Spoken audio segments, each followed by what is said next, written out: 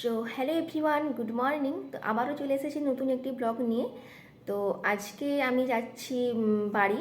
তো কারণ সৌরভ আজকে ভোরবেলায় বেরিয়ে গিয়েছে ওর কাজে, 3 দিন মতো থাকবে না। তো তার জন্য ভাবলাম যে বাড়ি চলে যাই। আমার যাওয়ার ইচ্ছে ছিল ওই বিকেল করে, বিকেলের দিকে যেতাম, কিন্তু বাবা সকালে ফোন করে বলছে যে না, সকালেই চলে আয়। তো তার জন্য সকালে তাড়াতাড়ি করে উঠে সব গুছিয়ে টুছিয়ে নিয়ে, তো এখন 10, সাড়ে 10টা মতো বাজে। তো এখনই বেরোচ্ছি। তো আজকে সোমবার, আজকে যাব। আর বুধবার দিন বিকেলবেলায়, আর না হলে বৃহস্পতিবার দিন সকালবেলায় চলে আসবো এখানে আবার, কারণ সৌরভও চলে আসবে। তো দেখতে থাকুন। আমি এখন যাই, বাস স্ট্যান্ড যাবো। এখন বাস স্ট্যান্ড থেকে বাস ধরবো এখন। তো দেখতে থাকুন। তো আমি এখন বাড়িতে চলে এসেছি। তো বাবা গিয়েছিল বাস স্ট্যান্ডে আনতে, আর বাসে প্রচণ্ড ভিড় ছিল, তার জন্য ভিডিও করতে পারিনি। তো এইমাত্র এসেই জাস্ট ড্রেস চেঞ্জ করলাম। তো আরেকজন হচ্ছে ইনি, এটা আমার ভাইঝি। তো মা রান্না বান্না করছে। তো চলুন দেখি কি রান্না হচ্ছে আজকে। তো এখানে আছে আলু ভাজা আর শাক ভাজা। এটা পেঁয়াজ কলি দিয়ে হয়েছে শাকটা ভাজা, এটা বেথুয়া শাক ছিল। আর এখানে হচ্ছে মাংস, আর এটা হচ্ছে দেশি মুরগি। তো বাবা আজকে দেশি মুরগি এনেছিল, তো ওটাই হচ্ছে। আর আমাদের বাড়ি তো প্রত্যন্ত একদম গ্রামে, তো তার জন্য আমাদের রান্না উনুনেই হয় বেশিরভাগ। তো আর মাংসটা তো উনুনেই হয়, কারণ মাংসটা তাড়াতাড়িও হয়ে যায়, আর উনুনের স্বাদটাও একটু অন্যরকম হয়।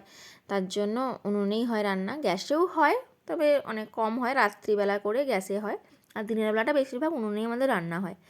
তো তারপরে দুপুরবেলায় খেয়ে নিয়েছিলাম। দুপুরে ছিল তো শাক ভাজা, আলু ভাজা, ভাত, আর পেঁয়াজ, লেবু, আর মাংস, আর চালতার চাটনি। তো এটাই ছিল দুপুরবেলায়। তো তারপরে একটু বাইরে এসেছিলাম খাওয়া দাওয়ার পরে। তো বাইরে এই যে আমার মায়ের ছোট্ট ফুলের একটি বাগান, তো যেখানে খুবই কম পরিমাণেই গাছ আসে, কিন্তু খুব সুন্দর। তো এখানে আছে গাঁদা গাছ, তারপরে পিটুনিয়া আছে, চন্দ্রমল্লিকা, আর এখানে এই যে সাদা লাল একটা কি পাশাপাশি ছোটো ছোটো ফুল আছে, এটার আমি নাম জানি না ঠিক কী গাছ। আর আছে অ্যাডেনিয়াম একটা আছে মনে হয়। তো এই ছোট্ট মায়ের ফুলের বাগান খুব সুন্দর। আর একটা ওখানে ড্রাগন গাছও ছিল। তো ড্রাগন গাছটা এই বর্ষাকালেই প্রথম ফল দিয়েছে। ওই 1.5 বছর মতো মা লাগিয়েছিল। তো তারপরে এই বছরই প্রথম ফল হয়েছিল। 3টে না 4টে ফল হয়েছিল প্রথম। ওটা ওই ভেতরটা যে লাল হয়, যেটা ওটা লাল না গোলাপি হয়, যে একদম ডিপ বেগুনি গোলাপি যেটা হয়, ওই কালারটা হয়েছিল, কিন্তু ছোট ছোট হয়েছিল, কিন্তু খুবই মিষ্টি। তো তারপরে একটু রেস্ট নিয়েছিলাম। তারপরে রেস্ট নিয়ে ওঠার পরে একটু গল্প টল্প করছিলাম, সবাই জেঠিমা ছিল, বৌদি ছিল। তো তারপরে মা বিকেলবেলায় দাদাকে, আসলে দাদার আজকে জন্মদিন না, এটা জন্ম মাস। জন্মদিন ছিল 2 দিন আগে, 2-3 দিন আগে। তো আজকে মা পালন করছে। তো দাদাকে মালা, তারপরে আশীর্বাদ করলো মালা পরিয়ে, আর মিষ্টি জল খাইয়েছিল। তো আমার দাদা আর মা দুজনেই খুবই লজ্জা পাচ্ছিল, শুধু ক্যামেরার দিকে তাকাচ্ছিল যে আমাদের ছবি, মানে ওদের ক্যামেরা ভিডিও করছি। তো আমি বললাম কোনো ব্যাপার না, তোমরা তোমাদের কাজ করো, আমি ভিডিও বানিয়ে নিচ্ছি। তো মা এখানে ওকে মালা আর ঘুনসি পরিয়ে দিচ্ছিল। তো এভাবেই বিকেলটা কাটলো। তো তারপরে আমি একটু জেঠিমাদের বাড়ি গিয়েছিলাম। তো অনেক দিন পরেই এলাম এখানে, দাদার জন্য জেঠিমাদের বাড়ি গিয়েছিলাম, একটু গল্প টল্প করলাম, বৌদি ছিল। তো তারপরে আমার যে ভাইজিকে দেখালাম, ওর নিয়েছে, নতুন হারমোনিয়াম শিখবে, গান শিখবে। তো আমিও গান শিখতাম। তো আমি যখন কলেজে পড়ি তখন তো আমি চলে যাই মেদিনীপুরে পড়তে কলেজে, তার জন্য আর সেভাবে রেওয়াজ করা হয়নি। তবুও লকডাউনে যখন বাড়িতে চলে এসেছিলাম তখন প্রায়ই গান করতাম। তো তারপর থেকে আর রেওয়াজও করা হয়নি, গানও আর শেখা হয়নি। তো ওর হারমোনিয়ামটা নতুন দেখে একটু বাজাতে ইচ্ছে করলো খুবই। তো একটু হারমোনিয়ামটা বাজিয়েছিলাম। তো তারপর ওদেরকেও ডেকে নিয়ে এলাম, দাদার এখানে কেক কাটা হবে সন্ধ্যেবেলা, তার জন্য। তো ওরাও এসেছিলো, দাদাও এসেছিলো, মানে জেঠুর ছেলে। তো এখানে দাদা কেক কাটছে।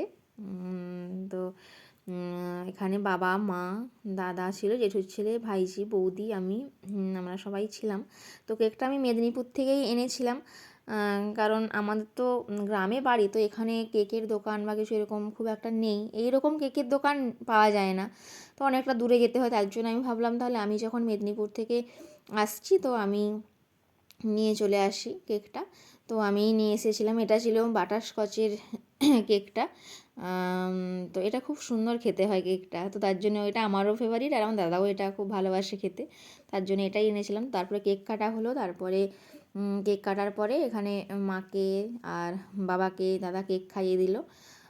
তো ওরাও একটু দাদাকে খাইয়ে দিল। তো তারপরে আমাদের যে ছোট্ট সদস্য তাকেও কেক খাইয়ে দিল, আর মা আবার ওর গালে একটু ক্রিমটা লাগিয়ে দিয়েছিলো। তো এই কেকটাতে খুব একটা ক্রিম নেও, আমি কম ক্রিম দেখেই কেক নিয়ে এসেছিলাম, তো ক্রিম আমার ভালো লাগে না ঠিক খেতে। তো এটাই ছিল আজকের ভিডিও আমার।